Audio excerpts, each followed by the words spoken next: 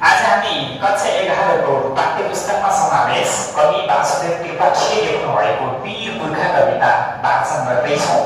कवितालाई गति यति र लय अनुसार हामीले वाचन गर्छौँ। कवितामा जम्मा 16 अक्षर छन्, जसमा हामीले 4 अक्षरको विश्राममा कविता वाचन गर्दैछौँ। कविता झ्याउरे लयमा छ। कविता यसरी सुरु हुन्छ।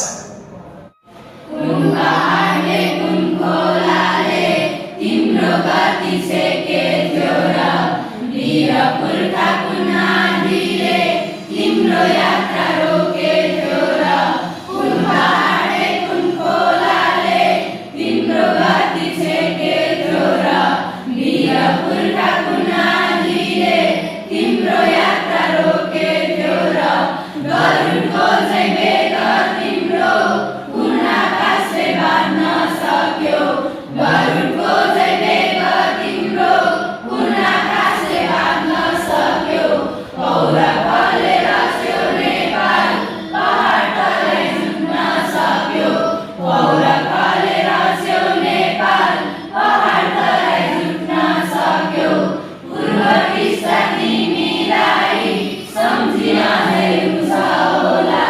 पश्चिम रानी तिम्रो अझै रक्तधारा घुन्छ होला। पूर्व दिशा तिमीलाई सम्झी अझै रुन्छ होला। पश्चिम रानी तिम्रो अझै रक्तधारा घुन्छ होला। कागडा र कलङ्काको ढुङ्गा माटो बोल्छ होला। कागडा र कलङ्काको ढुङ्गा माटो बोल्छ होला। वीर पुर्खा तिम्रो गीत गङ्गाभरि गुन्छ होला।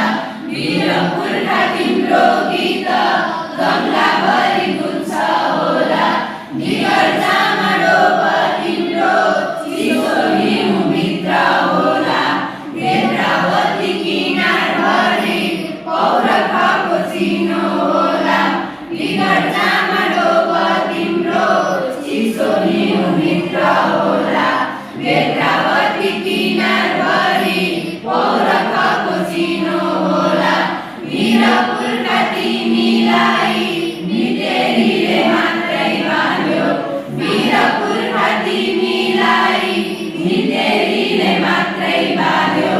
सागरधरी संसारभरि वीर पुर्खा रगत बग्यो। सागरधरी संसारभरि वीर पुर्खा रगत बग्यो।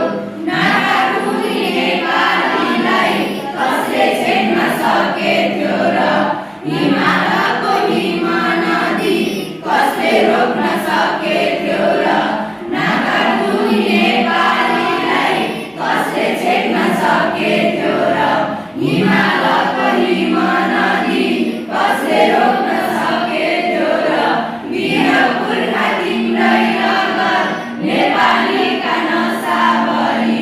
वीर पुर्खा तिम्रै रगत नेपालीका नसाभरि। उही गीत उही गौरव चन्द्र सूर्य ध्वजाभरि।